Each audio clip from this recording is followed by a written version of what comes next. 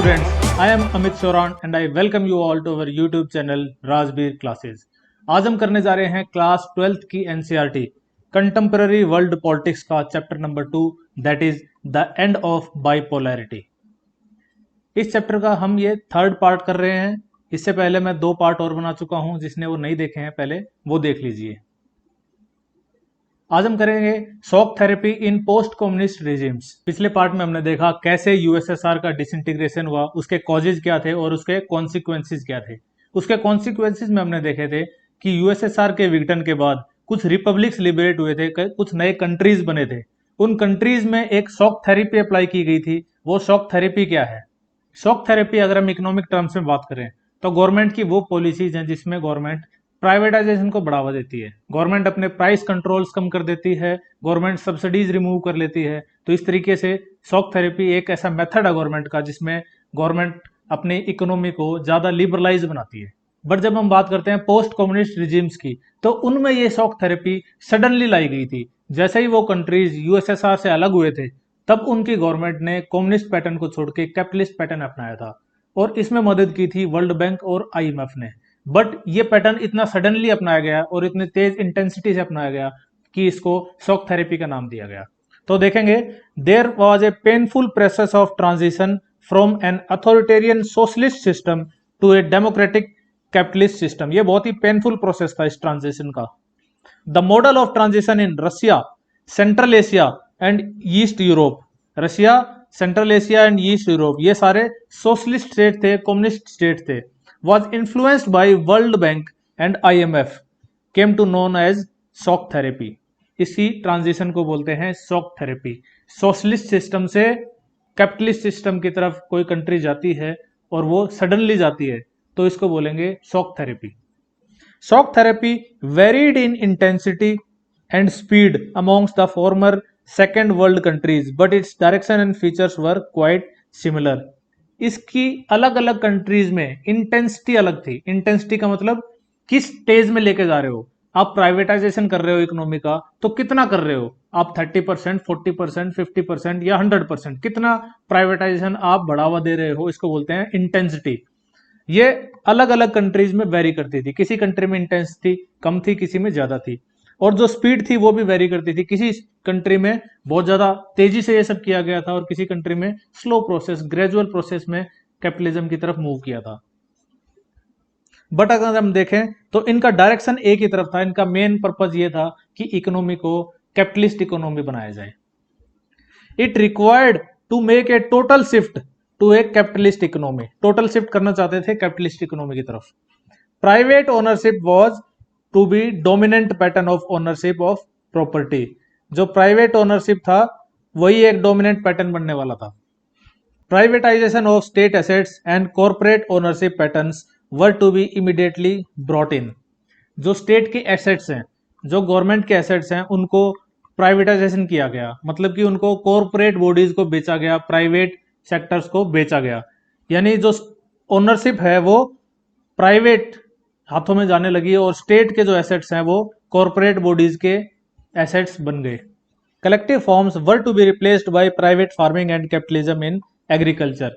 Collective forms, जो communist states थे उनमें कलेक्टिव फार्मिंग सिस्टम चलता था। कलेक्टिव फार्मिंग सिस्टम क्या होता है? इसमें जो खेत होते हैं, जो फार्मलैंड होते हैं, वो स्टेट की प्रॉपर्टी होते हैं, स्टेट के एसेट होते हैं, यानी गवर्नमेंट की प्रॉपर्टी होते हैं। खेत वहां पे प्राइवेट हाथों में नहीं होते, वहां पे किसानों की प्रॉपर्टी नहीं होती, वहां पे गवर्नमेंट की प्रॉपर्टी होते हैं। तो गवर्नमेंट क्या करती है? किसानों को हायर करती है और वहां पे सुबह से शाम तक उनसे काम करवाती है, जैसे फैक्ट्री की तरह। किसान सुबह 8-9 बजे जाएंगे, शाम को 5 बजे तक गवर्नमेंट के खेतों में काम करेंगे। इसके बदले गवर्नमेंट उनको छोटा सा एक लैंड का टुकड़ा दे देगी और वो किसान उस लैंड के टुकड़े पे भी अपना खेती करेंगे, लेकिन उस टुकड़े की जो खेती है वो अपने ओन यूज के लिए, फैमिली यूज के लिए यूज करेंगे। तो लेकिन ये collective farming system in communist states में नहीं चला। क्यों नहीं चला? क्योंकि जो किसान है वो जो अपना छोटा सा टुकड़ा मिला है इसमें बहुत अच्छी खेती करते थे, और ये पाया गया कि जो बड़ी खेती है, जो स्टेट वाले जो हिस्सा है, उसमें बहुत ज्यादा प्रोडक्शन कम होता था। तो ऐसा कुछ पैटर्न निकल के आता था कि जो किसानों को प्राइवेट जो लैंड मिला है थोड़ा सा खेती के लिए 1 साल के लिए, उस पर बहुत अच्छी खेती करते थे किसान, लेकिन जो सरकारी काम करने जाते थे उसमें उतना अच्छा आउटपुट नहीं देते थे और वो पूरा जो स्टेट का प्रोडक्टिविटी है वो लॉस में चली जाती थी। तो इन स्टेट्स ने भी जब कम्युनिज्म से कैपिटलिज्म की तरफ शिफ्ट किया तो ये कलेक्टिव फार्मिंग सिस्टम बंद किया और प्राइवेट फार्मिंग शुरू कर दी, किसानों को वो जमीन देनी शुरू कर दी। वैसे तो इन्होंने खेतों को बेचना शुरू कर दिया था, ठीक है, खेतों को बेचना शुरू कर दिया, कैपिटलिज्म आ गया एग्रीकल्चर में भी। It also involve A drastic change in external orientation of these economies. जो इनका एक्सटर्नल ओरिएंटेशन है यानी इनकी ट्रेड पॉलिसीज हैं, यानी इनकी जो फॉरेन पॉलिसीज हैं उनमें भी ड्रास्टिक चेंज आया। क्या चेंज आया? Development was envisaged through more trade and thus a sudden and complete switch to free trade was considered essential। उन्होंने डेवलपमेंट को ट्रेड के साथ लिंक किया। उन्होंने ये समझा कि जो डेवलपमेंट है वो तभी होगा जब आप ज्यादा से ज्यादा ट्रेड करोगे, मोर ट्रेड करोगे। तो उन्होंने एकदम से कंप्लीटली स्विच ओवर कर लिया फ्री ट्रेड इकोनॉमी की तरफ। उन्होंने अपनी ट्रेड को लिबरलाइज कर लिया। The free trade regime and the foreign direct investment were to be main engines of this change. यानी कि जो कम्युनिस्ट से कैपिटलिस्ट की तरफ ये चेंज कर रहे थे उसमें फ्री ट्रेड रिजीम और फॉरेन डायरेक्ट इन्वेस्टमेंट यानी एफडीआई और फ्री ट्रेड को इन्होंने मेन इंजन बनाया इस चेंज का। फॉरेन डायरेक्ट इन्वेस्टमेंट क्या होता है? एफडीआई क्या होती है? एफडीआई का मतलब विदेशों से पैसा जो आता है, फॉरेन से कोई डायरेक्ट इन्वेस्टमेंट करता है उस कंट्री के अंदर, उसको बोलते हैं एफडीआई। जितने ज्यादा एफडीआई आ रही है यानी फॉरेन से ज्यादा पैसा आ रहा है। This also involve openness to foreign investment, financial opening up और डीरेगुलेशन एंड करेंसी कन्वर्टिबिलिटी। इन कंट्रीज ने ओपननेस दिखाई फॉरेन इन्वेस्टमेंट को, फॉरेन से जितना ज्यादा इन्वेस्टमेंट आ सकता था इन्होंने लेने की कोशिश की। फाइनेंशियल ओपनिंग अप यानी डीरेगुलेशन। डीरेगुलेशन का मतलब है गवर्नमेंट अपने रेगुलेशंस, अपना कंट्रोल कम कर देती है। प्राइसेस पे, जो प्रोडक्ट्स के प्राइसेस हैं गवर्नमेंट उन पे कंट्रोल नहीं लगाती, ठीक है। और जो करेंसी है उस पर भी गवर्नमेंट कंट्रोल नहीं लगाती। कंट्री में कितनी ही फ्लो होने दो करेंसी को, गवर्नमेंट कंट्रोल नहीं करती। तो इन्होंने डीरेगुलेशन करना शुरू कर दिया, फॉरेन की इन्वेस्टमेंट को बढ़ावा देना शुरू कर दिया। और जो करेंसी कन्वर्टिबिलिटी है, करेंसी एक करेंसी से दूसरी करेंसी में लोग चेंज करते थे, वो अलाउ कर दिया। The transition also involve A breakup of the existing trade alliances among the countries of Soviet block. जो सोवियत ब्लॉक के जो कंट्रीज के बीच में जो ट्रेड अलायंस चला हुआ था, अलायंस का मतलब एकजुटता, जो ट्रेड का ब्लॉक बना हुआ था वो ब्लॉक्स भी तोड़ने शुरू कर दिए। यानी उन लोगों से उसने ट्रेड करना कम कर दिया जो सोवियत ब्लॉक से रिलेटेड थे। Each state from this bloc was now linked directly to West. अब ये वेस्टर्न कंट्रीज से लिंक होना शुरू हो गए। यानी ईस्टर्न ब्लॉक जो था उसके कंट्रीज जो अलग हुए हैं यूएसएसआर के विघटन के बाद, उन्होंने वेस्ट के साथ लिंक अप करना शुरू कर दिया और एक दूसरे से वो लिंक करना उन्होंने कम कर दिया। These states were thus to be gradually absorbed into Western economic system। इसलिए ये कंट्रीज धीरे धीरे वेस्टर्न इकोनॉमिक सिस्टम में अब्जॉर्ब होते जा रहे थे। इन्होंने वेस्टर्न इकोनॉमिक सिस्टम पैटर्न अपनाना शुरू कर दिया था। Now we will see the consequences of shock therapy. ये जो शॉक थेरेपी थी, शॉक थेरेपी क्या है? एक पेनफुल ट्रांजिशन था। किससे? सोवियत सिस्टम से कैपिटलिस्ट सिस्टम में। किन कंट्रीज में हुआ था ये ट्रांजिशन, ये बदलाव किन कंट्रीज में हुआ था? Post communist regimes, post Soviet regimes, जो सोवियत यूनियन के विघटन के बाद जो कंट्रीज निकले हैं उनमें ये ट्रांजिशन हुआ था। इन्होंने कम्युनिज्म को छोड़ के, यानी सोवियत सिस्टम का जो सोशलिस्ट सिस्टम था उसको छोड़ के कैपिटलिस्ट सिस्टम को अपनाना शुरू किया था। इसके कॉन्सिक्वेंसेज क्या हुए ये हम देखते हैं। Generally it brought ruin to economies. इन्होंने इकोनॉमीज को बर्बाद कर दिया। And disaster upon people of the entire region. इस रीजन में जितने लोग रह रहे थे उनके लिए डिजास्टर साबित हुआ। In Russia large state control industrial complex almost collapsed as about 90% of its industries were put up for sale to private individuals and companies. जो बड़ा स्टेट कंट्रोल्ड इंडस्ट्रियल कॉम्प्लेक्स था, एक बहुत बड़ा इंडस्ट्रीज का कॉम्प्लेक्स था जिसको स्टेट कंट्रोल करता था, वो कोलैप्स हो गया। 90% जो इंडस्ट्रीज थी वो सेल के लिए खुली छोड़ दी गई प्राइवेट इंडिविजुअल्स के लिए और कंपनीज के लिए, कि कंपनीज आओ, प्राइवेट इंडिविजुअल्स आओ, जो स्टेट की प्रॉपर्टीज है उसको खरीदो, ठीक है, स्टेट के पास पैसा आएगा और हम कैपिटलिज्म को, प्राइवेट प्रॉपर्टी को बढ़ावा दे रहे हैं। Since the restructuring was carried out through market forces and not by government directed industrial policies, it led to the virtual disappearance of entire industries। अब मेन प्रॉब्लम क्या थी? मेन प्रॉब्लम ये थी कि जो ये रिस्ट्रक्चरिंग हो रहा है इकोनॉमी का जो स्ट्रक्चर चेंज हो रहा था, ये गवर्नमेंट द्वारा डायरेक्टेड इंडस्ट्रियल पॉलिसीज की वजह से नहीं था, गवर्नमेंट की इंडस्ट्रियल पॉलिसीज है उनकी वजह से नहीं था, बल्कि ये मार्केट फोर्सेज की वजह से हो रहा था। उन मार्केट फोर्सेज पे गवर्नमेंट ने कंट्रोल करना बंद कर दिया था। मार्केट फोर्सेज का मतलब जो प्राइवेट कंपनीज हैं, जो कॉरपोरेशंस हैं, वो अपने हिसाब से दाम तय करते थे और अपने कंपटीशन के हिसाब से कोई खरीद लेता था, कोई नहीं खरीदता था। इसलिए ये जो इंटायर इंडस्ट्री है, पूरी पूरी इंडस्ट्री है, ये धीरे धीरे डिसअपियर होती गई, इसको नुकसान होता गया। This was called the largest garage sale in history as valuable industries were undervalued and sold at throw away prices. इसको हिस्ट्री में सबसे बड़ी गैरेज सेल बोलते हैं। गैरेज सेल क्यों बोलते हैं? गराज में क्या होता है? गराज में किसी भी कार के कंपोनेंट्स को निकाला जाता है और उनको बाद में बेच दिया जाता है, ठीक है। तो उन कंपोनेंट्स को बहुत ही कम दामों में वहां बेचा जाता है। आपको कोई सामान चाहिए कार का, आप किसी गैराज में जाके खरीदोगे, आपको बड़ा सस्ता मिलेगा, पुराना होगा लेकिन आपको सस्ता मिल जाएगा। इसी तरीके से जो वैल्यूएबल इंडस्ट्रीज थी, बहुत इंडस्ट्रीज की इनकी वैल्यू थी, इनको बहुत ही कम वैल्यू पे और थ्रो अवे प्राइसेस पे, ऐसे प्राइसेस पे बस फेंक दिया इनको, ठीक है, थ्रो अवे प्राइसेस पे इनको बेच दिया गया और इसको हिस्ट्री की सबसे बड़ी गैराज सेल बोले जाते हैं। इनको ऐसा लगता है कि जैसे इंडस्ट्रीज हैं वो गैराज में बेच दी गई हो। The value of rouble, the Russian currency, Russia की करेंसी का नाम रूबल है, डिक्लाइन ड्रामेटिकली, इस रूबल की वैल्यू गिरती चली गई। The rate of inflation was so high that people lost all their savings. The rate of inflation मतलब मुद्रास्फीति की जो दर है वो, यानी महंगाई की दर, महंगाई की दर इतनी ज्यादा हो गई थी कि लोगों की सेविंग्स कम हो गई थी। The collective farm system disintegrated living people without food security and Russia started to import food. जो कलेक्टिव फार्म सिस्टम हमने देखा था, इसकी वजह से लोगों को फूड सिक्योरिटी मिलती थी। हालांकि लोग उतने अमीर नहीं हो पाते थे, वो किसान उतने अमीर नहीं हो पाते थे, पर किसानों को एक जमीन का टुकड़ा मिलता था जिससे उनको फूड सिक्योरिटी मिल जाती थी, कोई भूखा नहीं मरता था।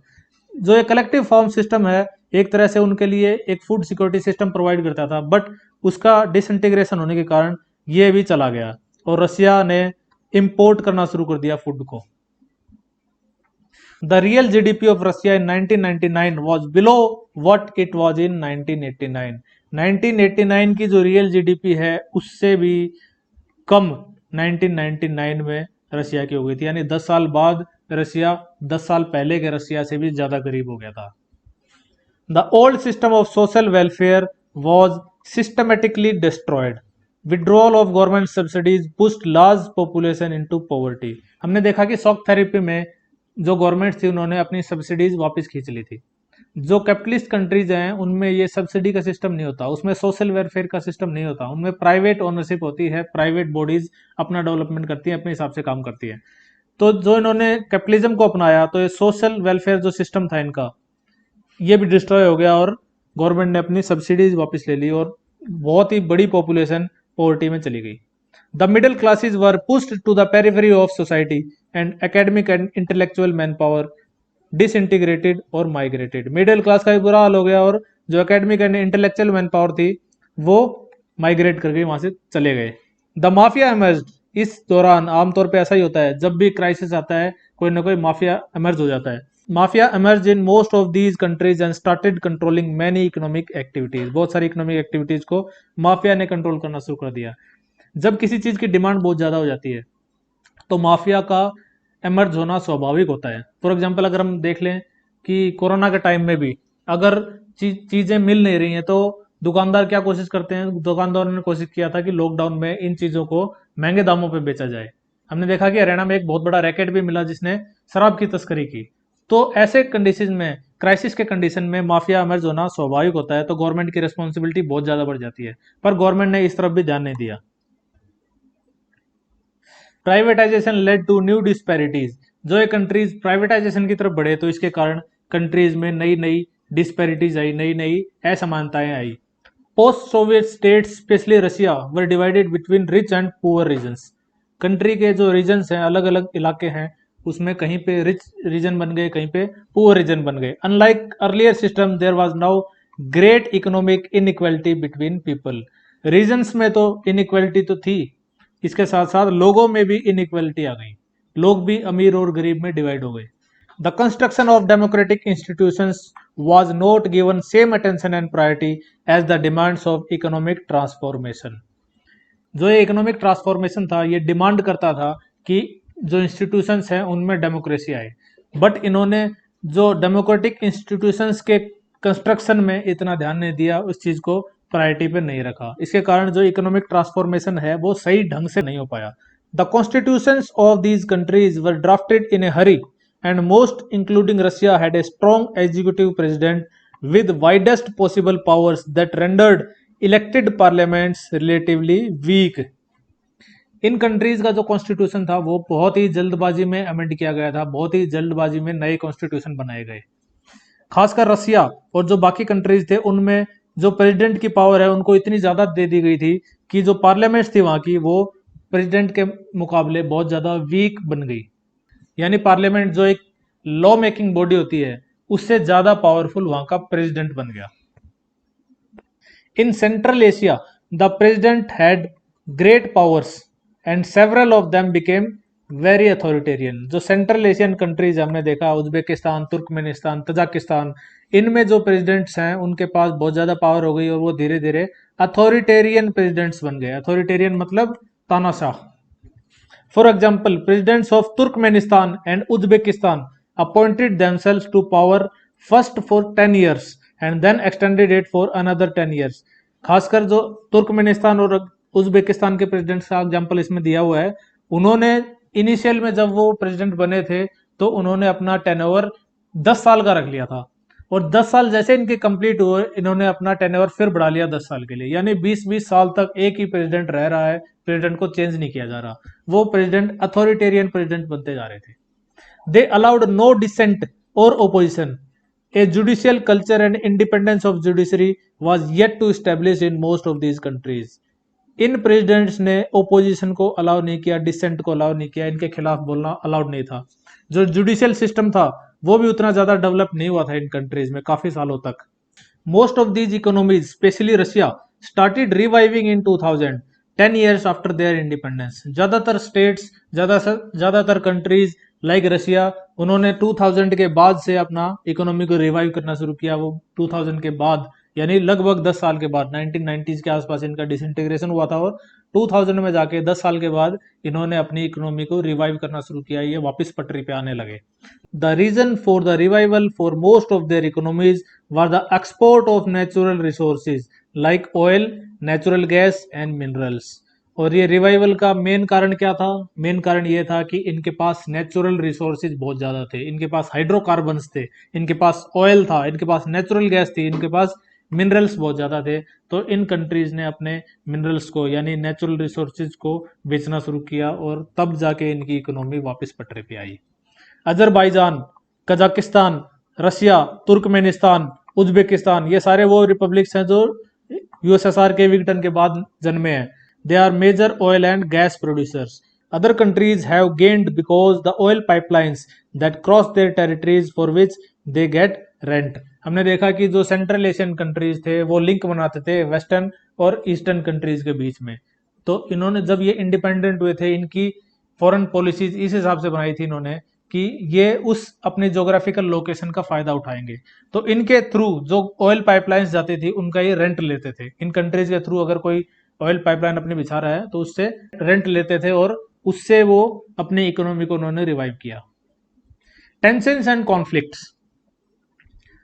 इन कंट्रीज में जो यूएसएसआर के विघटन के बाद जो कंट्रीज बने हैं इन कंट्रीज में बहुत ज्यादा टेंशंस थी, बहुत ज्यादा कॉन्फ्लिक्ट्स बन गई थी। हमने देखा इनकी जो शॉक थेरेपी के कारण जो नेगेटिव इफेक्ट्स आए हैं इनके कारण इन कंट्रीज में टेंशंस बनी और वेरियस एथनिक कम्युनिटीज में कॉन्फ्लिक्ट्स भी बनी।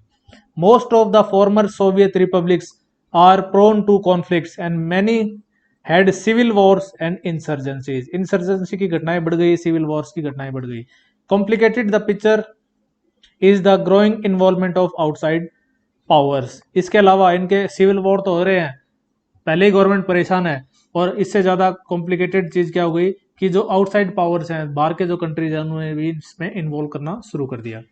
एग्जाम्पल दिया गया है चेचन्या एंड दागिस्तान का। These countries had violent secessionist movements. Moscow's method of dealing with Chechen rebels and indiscriminate military bombings have led to many human rights violations but failed to deter the aspirants of independence। जब Chechnya और Dagestan में independence movement शुरू हुआ वो जब अलग होने का उनका मूवमेंट शुरू हुआ था, तब मॉस्को ने क्या किया, मॉस्को मतलब रशिया, रशिया की राजधानी है, ठीक है। मॉस्को ने क्या किया, इन्होंने चेचन रेबल्स को दबाने के लिए इनडिस्क्रिमिनेट बॉम्बिंग शुरू कर दी। इनडिस्क्रिमिनेट मतलब डिस्क्रिमिनेशन नहीं कर रहे हैं, बॉम्ब जिस पे गिरे उस पे गिरे, मिलिट्री पे नहीं गिरा रहे, ये किसी पे गिरे, बच्चों के स्कूल पे गिरे, कहीं गिरे बॉम्ब, इसको बोलते हैं इनडिस्क्रिमिनेट मिलिट्री बॉम्बिंग। तो मॉस्को ने इनडिस्क्रिमिनेट मिलिट्री बॉम्बिंग शुरू कर दी, सिविल पॉपुलेशन को मारना शुरू कर दिया, खुद के टैंक से अपनी पॉपुलेशन को मार रहे हैं। बट इसके कारण ह्यूमन राइट वायलेशंस तो हुए, बट इसके कारण जो लोगों की एस्पिरेशंस थी इंडिपेंडेंस की वो कम नहीं हुई, वो बढ़ती ही चली गई। सेंट्रल एशिया की अगर बात करें तो Tajikistan witnessed a civil war that went on for 10 years till 2001। The region as a whole has many sectarian conflicts. Tajikistan में भी लगभग 10 साल तक सिविल वॉर चला, अलग अलग सेक्टर्स में उसके कॉन्फ्लिक्ट चलते रहे। इन अजरबैजान प्रोविंस, अजरबैजान एक कंट्री है, ठीक है, उसके प्रोविंस नागोर्नो काराबाख, उसके प्रोविंस नागोर्नो काराबाख में some local Armenians wanted to succeed and join Armenia. उसका ये जो प्रोविंस है, यानी एक स्टेट है, प्रोविंस का मतलब एक स्टेट, जैसे इंडिया में स्टेट्स हैं वैसे प्रोविंस था नागोर्नो काराबाख। उस स्टेट में कुछ लोग थे वो अजरबैजान को छोड़ के आर्मेनिया में जाना चाहते थे। तो ये भी एक कॉन्फ्लिक्ट है सेंट्रल एशिया का। इन जॉर्जिया, जॉर्जिया भी सेंट्रल एशियन कंट्री है। The demand of independence has come from two provinces. Georgia में भी दो प्रोविंसेस में इंडिपेंडेंस की डिमांड चली, resulted in civil war. There are movements against the existing regimes in Ukraine, Kyrgyzstan, Georgia. Countries and provinces are fighting over river waters. जो अलग अलग provinces थे, अलग अलग स्टेट्स थे उनके, वो रिवर के वाटर को डिवाइड करने के मुद्दों के ऊपर लड़ने लगे और कंट्री से अपना अलग इंडिपेंडेंट स्टेट्स की डिमांड करने लग गए। तो इस तरीके से देखते हैं कि Tajikistan, Azerbaijan, Georgia, Ukraine, Kyrgyzstan, इन सब कंट्रीज में कॉन्फ्लिक्ट चल रहे थे। All this had led to instability, making life difficult for ordinary citizen. इस instability के कारण सामान्य जनता परेशान हो गई। The Central Asian republics are rich in hydrocarbon resources, which brought them economic benefits. Central Asian republics भी इकोनॉमिक बेनिफिट्स तब ले पाए क्योंकि ये हाइड्रोकार्बन रिच कंट्रीज हैं। हाइड्रोकार्बन का मतलब oil, petroleum. Central Asia has also become a zone of competition between outside powers and oil companies. ये एक जोन ऑफ कंपटीशन भी बन गया है जो बाहर की कंट्रीज हैं उनके बीच और ऑयल कंपनीज के बीच में भी। इसके कारण इस सेंट्रल एशिया को भी काफी फायदा हुआ। The region is next to Russia, China, Afghanistan and Pakistan and close to west Asia. ये वो रीजन है जो हम देखते हैं तजाकिस्तान, उज्बेकिस्तान वाला, ये रशिया के, अफगानिस्तान के, चाइना के, पाकिस्तान के, इन सब के बीच में पड़ता है, ठीक है। आफ्टर 11 सितंबर 2001, 11 सितंबर 2001 को क्या हुआ था, 11/9 का अटैक बोला जाता है। 11 सितंबर 11/9 के अटैक में क्या हुआ था, यूएसए के वर्ल्ड ट्रेड सेंटर्स पे ओसामा बिन लादेन ने अटैक किया था। ओसामा बिन लादेन ऑपरेट करता था अफगानिस्तान से। तो इस अटैक के बाद USA wanted military bases in the region and paid the governments of all central Asian states to hire bases and to allow airplanes to fly over their territory during the wars in Afghanistan and Iraq. तो अफगानिस्तान और Iraq का जो war हो रहा था उस समय US ने इन जो सेंट्रल एशियन कंट्रीज हैं इसमें अपने बेस बनाने चाहिए थे ताकि इसके फ्लाइट्स यहाँ इनके ऊपर से उड़ सके और इसके फ्लाइट्स वहां से ऑपरेट भी हो सके, एयरपोर्ट ये बना सके। इसलिए इनके गवर्नमेंट्स को यूएसए ने बहुत ज्यादा पैसा दिया था। तो ये भी एक हम अर्निंग का मेथड बोल सकते हैं। However, Russia perceives these states as its near abroad and believes that they should be under Russian influence. But चूंकि ये स्टेट्स, चूंकि ये कंट्रीज रशिया के बिल्कुल पास थे, रशिया इनको नियर अब्रोड बोलता था। अब्रोड का मतलब विदेश, नियर अब्रोड बहुत पास का विदेश, ठीक है। रशिया इनको नियर अब्रोड कंट्रीज बोलता था। ये बोलता था कि ये हमारे पास के कंट्रीज हैं, यूएसए के जो फ्लाइट्स आ रही हैं यहाँ पे, यूएसए के जो एयर बेसिस बन रहे हैं, ये इसके लिए रशिया की सिक्योरिटी के लिए भी ठीक नहीं है। इसलिए रशिया चाहता था कि ये कंट्रीज रशिया के इन्फ्लुएंस में रहे। China has interest here because of the oil resources and the Chinese have begun to settle around the borders and conduct trade. China भी इसके ऑयल रिसोर्सेज के कारण इसमें इंटरेस्ट दिखाता था। इसलिए हम देख सकते हैं कि जो सेंट्रल एशियन कंट्रीज हैं इनकी ज्योग्राफिकल लोकेशन ऐसी है कि इनको बहुत फायदा होता था। ये बहुत ज्यादा इंपॉर्टेंस रखते हैं वर्ल्ड में बड़ी बड़ी कंट्रीज के लिए। रशिया इनको चाहता है, यूएसए इनके साथ अच्छे संबंध बनाना चाहता है, चाइना भी ऑयल इंपोर्ट्स के लिए इनके साथ संबंध बनाना चाहता है। और इंडिया को भी अगर हम बात करें, इंडिया भी इन कंट्रीज से गुड रिलेशन बनाना चाहता है ताकि इंडिया को एक वे मिल जाए, जो हमारा सिल्क रूट होता था पुराना, वो हम आगे की क्लासेस में कभी पढ़ेंगे, वो सिल्क रूट हम स्टेब्लिश कर सकें। ईस्टर्न यूरोप की बात करें तो Czechoslovakia split peacefully into two with Czechs and Slovaks forming independent countries. Czechoslovakia एक स्टेट था ईस्टर्न यूरोप का, ये भी यूएसएसआर का एक सैटेलाइट स्टेट था। मतलब सैटेलाइट स्टेट का मतलब यूएसएसआर इसको कंट्रोल करता था, इसमें भी कम्युनिज्म चलता था। तो ईस्टर्न यूरोप का एक स्टेट था चेकोस्लोवाकिया। इसके भी दो टुकड़े हो गए और चेक गणराज्य बना और एक स्लोवाकिया बना। चेक्स चेक्स जो लोग थे उन्होंने चेक गणराज्य बनाया और जो स्लोवाक लोग थे उन्होंने स्लोवाकिया बना लिया। चेकोस्लोवाकिया की स्पेलिंग देख लीजिए, ठीक है, बहुत इंपॉर्टेंट है, एग्जाम में गलत लिखते हैं बच्चे। CZECHOSLOVAKIA। इसके ऊपर एक जोक भी बना हुआ है। समर वेकेशन के बाद एक बच्चा स्कूल में वापस आया तो टीचर ने सब बच्चों से पूछा कि भाई क्या क्या किया समर वेकेशन में। तो एक बच्चे ने बोला कि सर हम तो फॉरेन गए थे घूमने के लिए। तो टीचर ने पूछ लिया कि कहाँ गए थे। बोला सर चेकोस्लोवाकिया गए थे। तो बोला स्पेलिंग बताओ चेकोस्लोवाकिया की। तो बच्चा बोला कि नहीं नहीं सर याद आ गया, चेकोस्लोवाकिया नहीं गए, हम तो फ्रांस गए थे। तो चेकोस्लोवाकिया की स्पेलिंग याद करनी बड़ी मुश्किल हो जाती है, बड़े बड़े को ये स्पेलिंग आती नहीं है। But the most severe conflict took place in the Balkan republics of Yugoslavia. Yugoslavia का जो कॉन्फ्लिक्ट था वो सबसे ज्यादा खतरनाक कॉन्फ्लिक्ट था, सबसे ज्यादा सीवियर कॉन्फ्लिक्ट था। ये यूगोस्लाविया भी ईस्टर्न यूरोप का पार्ट था, यानी कि ये भी सोवियत यूनियन का एक सैटेलाइट स्टेट था कोल्ड वॉर के दौरान। 1991 के बाद इस यूगोस्लाविया के टुकड़े होने शुरू हो गए। It broke apart with several provinces like Croatia, Slovenia, Bosnia, Herzegovina. इस तरह से इसके अलग अलग टुकड़े होने शुरू हो गए। अलग अलग प्रोविंसेस ने इंडिपेंडेंस मांगनी शुरू कर दी, declaring independence. Ethnic Serbs opposed this. वहां की जो इथनिक कम्युनिटी है एक सर्ब, उन सर्ब ने इस इंडिपेंडेंस को, जो प्रोविंसेस इंडिपेंडेंस डिक्लेयर कर रहे थे, इसको ओपोज किया। और जो नॉन सर्ब बोस्नियंस थे, नॉन सर्ब जो लोग थे, उनको बहुत ज्यादा मारा गया, उनको मैसेकर किया गया। इसके बाद भी ये तो सिर्फ क्रोएशिया, स्लोवेनिया, बोस्निया, हर्जेगोविना, ये तो सिर्फ चार ही बताए हैं। इसके अलावा पांचवा तो युगोस्लाविया था, लेकिन कुछ सालों बाद युगोस्लाविया फिर टूटा और इसमें सर्बिया एक और कंट्री निकला, फिर मोन्टेनिग्रो और कंट्री निकला। तो सबसे ज्यादा सीवियर कॉन्फ्लिक्ट बोलते हैं, सबसे ज्यादा ऐसी तैसी इस युगोस्लाविया की हुई है पोस्ट कम्युनिस्ट रिजिम्स में से। The NATO intervened and the bombing of Yugoslavia followed the inter-ethnic civil war। पहले तो वहां पे इंटर इथनिक सिविल वॉर हुई, अलग अलग इथनिसिटी के लोगों के बीच में सिविल वॉर हुई, उससे लोग परेशान थे। उसके बाद इसमें नेटो ने भी इंटरवेन करना शुरू कर दिया और नेटो ने भी वहां पे बोम्बार्डमेंट करना शुरू कर दिया और लोगों की हालत खराब हो गई। India and post communist countries. अब देखते हैं relation between India and these post communist countries. India has maintained good relations with all the post-communist countries, but the strongest relations are still between Russia and India। इन सब countries जो post communist countries हैं, Tajikistan, Uzbekistan, Turkmenistan, Azerbaijan, Georgia, इन सब countries के साथ India के बहुत अच्छे रिलेशंस हैं, बट सबसे स्ट्रॉन्ग रिलेशंस हैं उन्हीं में से एक रशिया के साथ। India's relation with Russia are an important aspect of India's foreign policy. जो भारत की फॉरेन पॉलिसी है, भारत की जो विदेश नीति है, उसमें स्पेशल हम रशिया को ध्यान में रखते हुए हम अपनी फॉरेन पॉलिसी बनाते हैं।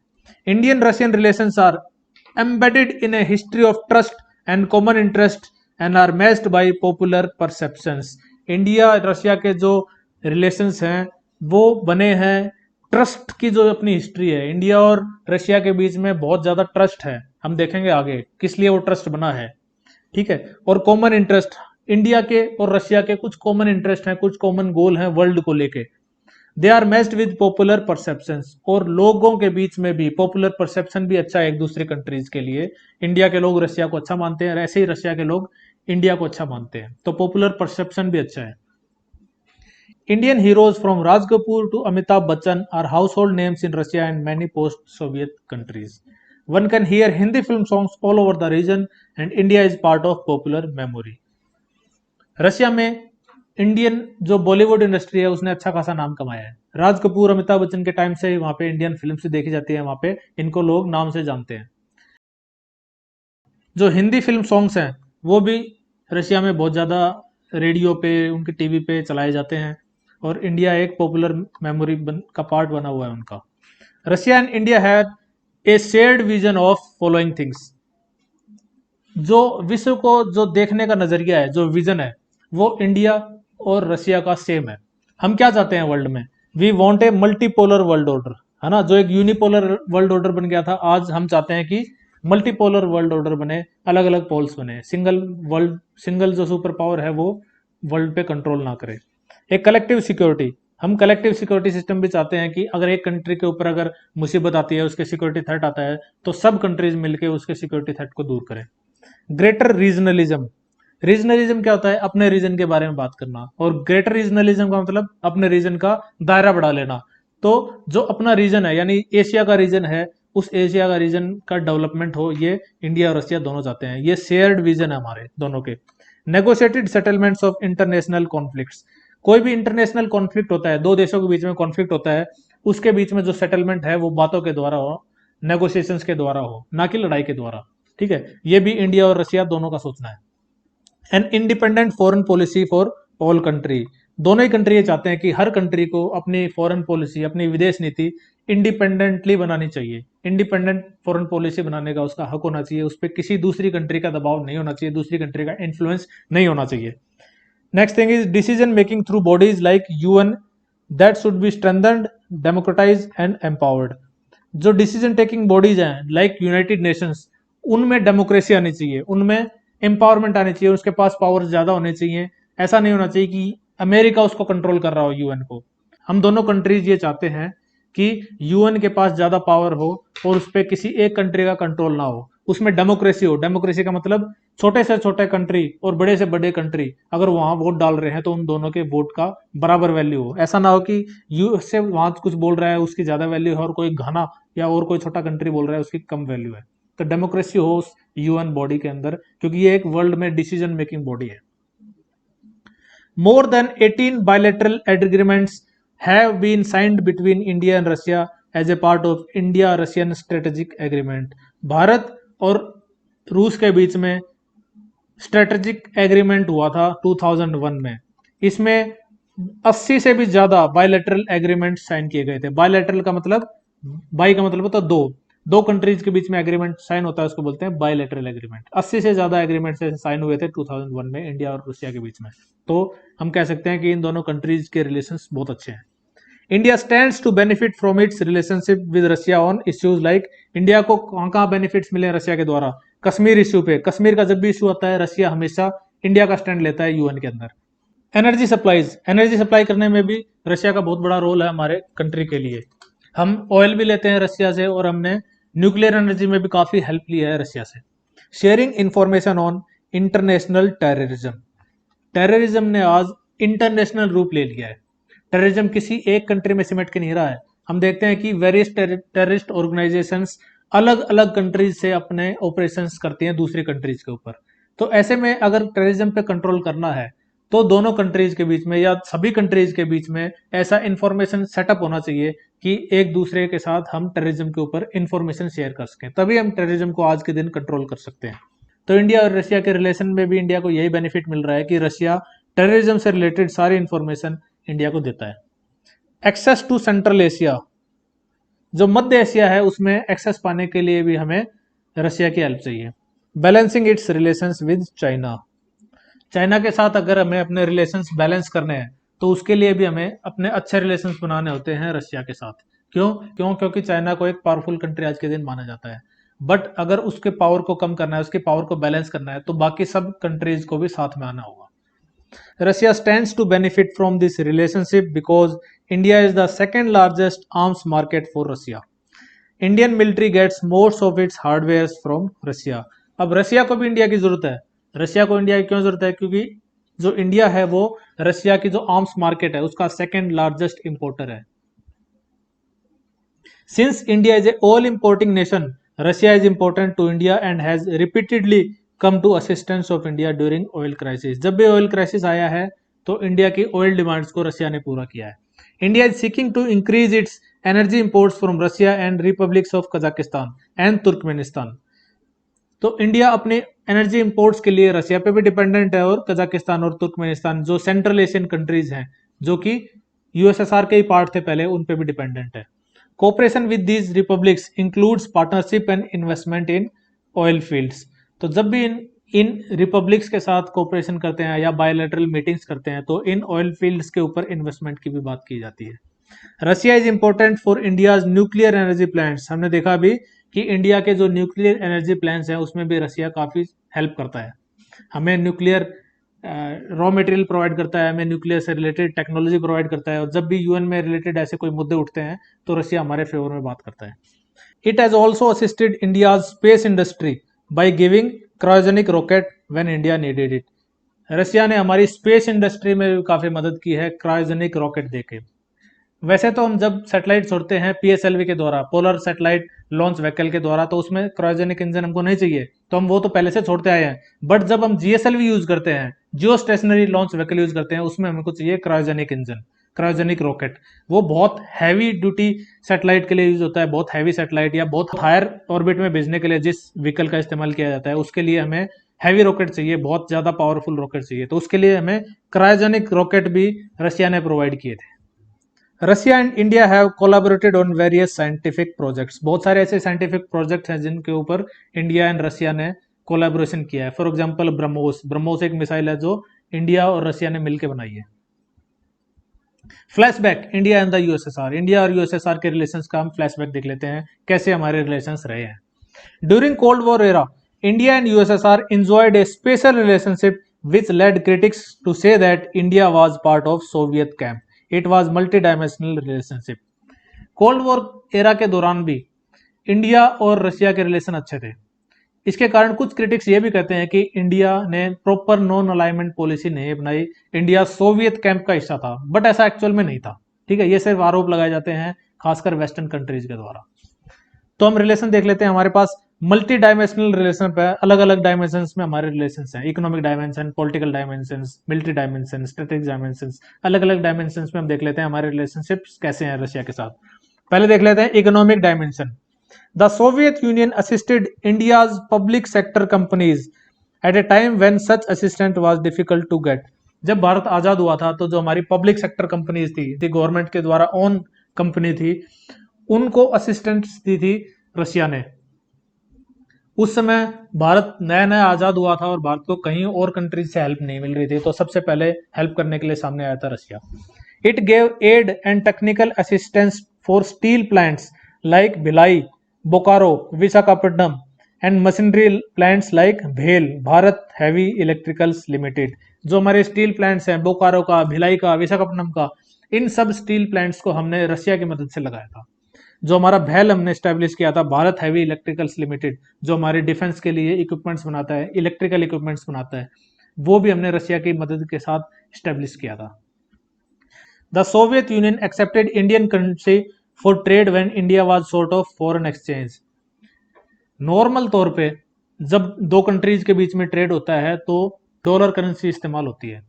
ठीक है, हम किसी कंट्री से कुछ चीज इंपोर्ट करते हैं तो उसको हम डॉलर देते हैं, क्योंकि अलग अलग कंट्रीज से अगर हम ट्रेड करेंगे, किसी इटली को हम लीरा दें तो लीरा कहाँ से लाएंगे, है ना। दूसरी कंट्री को अगर हम रशिया को हम रूबल देने लगे हैं तो रूबल कहाँ से लाएंगे, अलग अलग कंट्रीज के करेंसी में जमा करनी पड़ेगी। इसलिए वर्ल्ड में एक कॉमन करेंसी यूज की जाती है, वो है डॉलर। बट जब हमको फॉरेन एक्सचेंज की शॉर्टेज हुई थी, एक बार हमारे पास डॉलर्स की कमी थी, तो रशिया ने एक्सेप्ट कर लिया था, सोवियत यूनियन ने एक्सेप्ट कर लिया था कि हम उनको इंडियन करेंसी भी दे सकते हैं। हालांकि इंडियन करेंसी उनके काम यही आनी थी कि वो इंडिया से कुछ भी इंपोर्ट करेंगे तो उनको इंडियन करेंसी वापस दे देंगे, यानी इंडियन करेंसी को वो कहीं और दूसरे कंट्री में इस्तेमाल नहीं कर सकते। बट रशिया ने, सोवियत यूनियन ने हमारी इंडियन करेंसी को एक्सेप्ट किया था जब हमारे पास फॉरेन एक्सचेंज यानी डॉलर की कमी हुई थी। पॉलिटिकल रिलेशंस देख लेते हैं।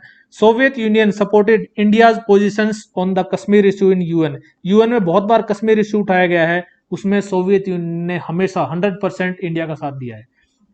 It also supported India during its major conflicts, specially during war with Pakistan in 1971। 1971 में बांग्लादेश के लिबरेशन का वॉर हुआ था पाकिस्तान के साथ हमारा, तो उस समय ऐसा कहा जाता है कि यूएसए ने पाकिस्तान के फेवर में इंडिया के अगेंस्ट अपना समुद्री बेड़ा लॉन्च कर दिया था और वो बेड़ा इंडिया की तरफ आने वाला था। लेकिन रशिया के साथ हमने 1971 में एक ट्रीटी साइन की थी, Indo Soviet treaty of friendship and cooperation. ये ट्रीटी हमने साइन की थी 1971 में रशिया के साथ। तो इसी ट्रीटी के कारण खासकर ये कहा जाता है कि हम सोवियत कैंप में थे, बट इस ट्रीटी का मतलब ये नहीं था कि हम यूएसए के साथ अपने रिलेशंस खराब कर रहे हैं। ये ट्रीटी हमने सिर्फ फ्रेंडशिप ऑफ कोऑपरेशन के लिए साइन की थी। तो इस ट्रीटी के कारण जो 1971 का जो कॉन्फ्लिक्ट था पाकिस्तान में, इसमें सोवियत यूनियन ने इंडिया को एक सपोर्ट दे दिया था, मॉरल सपोर्ट दे दिया था।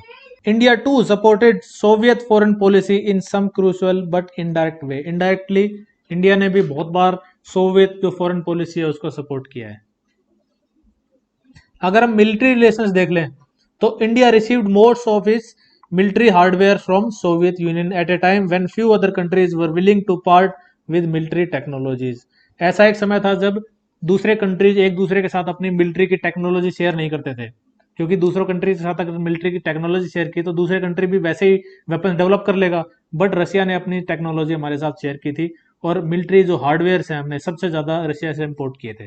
ठीक है, इंडिया आज के दिन भी रशिया का सेकंड लार्जेस्ट मिलिट्री इक्विपमेंट्स का इंपोर्टर है। The Soviet Union entered into various agreements allowing India to jointly produce military equipment. बहुत सारे एग्रीमेंट भी इंडिया और यूएसएसआर के बीच में ऐसे हुए हैं जिसमें हमने जॉइंटली मिलिट्री इक्विपमेंट्स को प्रोड्यूस किया है। फॉर एग्जांपल एक मिसाइल मैंने बताया ब्रह्मोस मिसाइल, वो भी हमने जॉइंटली डेवलप की है इंडिया और रशिया ने। कल्चर रिलेशंस की बात करें तो Hindi films and Indian culture were popular in Soviet union. हम देखा कि हिंदी फिल्म्स, हिंदी सॉन्ग्स, राज कपूर, अमिताभ बच्चन, ये सारे बहुत ज्यादा पॉपुलर है रशिया में भी। तो एक कल्चरल रिलेशंस भी हम दोनों कंट्रीज के बीच में। इंडिया का जो कल्चर है उसको भी सोवियत यूनियन वाले काफी रेस्पेक्ट करते हैं। A large number of Indian writers and artist visited the USSR. बहुत सारे इंडियन राइटर्स ऐसे हैं, ऐसे आर्टिस्ट हैं जो यूएसएसआर में जाके काम कर चुके हैं, वहां की मैगजीन्स पे भी लिख चुके हैं और वहां के राइटर्स भी अपने मैगजीन में लिखते हैं। ठीक है, तो एक जो कल्चरल रिलेशन बना हुआ है इंडिया और रशिया के बीच में, वो भी एक अच्छा खासा मजबूत रिलेशन बना हुआ है। तो आज के वीडियो में इतना ही। इस वीडियो के साथ ये चैप्टर भी हम कंप्लीट कर रहे हैं। मैं इसके बाद नेक्स्ट चैप्टर पे वीडियो बनाऊंगा, साथ ही एक और वीडियो बनाऊंगा इस चैप्टर के ऊपर, जिसमें हम इस चैप्टर से रिलेटेड सारे क्वेश्चन आंसर्स को सॉल्व करेंगे। तो जिसने भी ये चैनल सब्सक्राइब नहीं किया है वो चैनल को सब्सक्राइब कीजिए, और अगर आपको ये लेक्चर पसंद आया तो वीडियो को लाइक कीजिए और अपने दोस्तों के साथ शेयर कीजिए। So keep studying, stay safe and stay healthy. Thank you.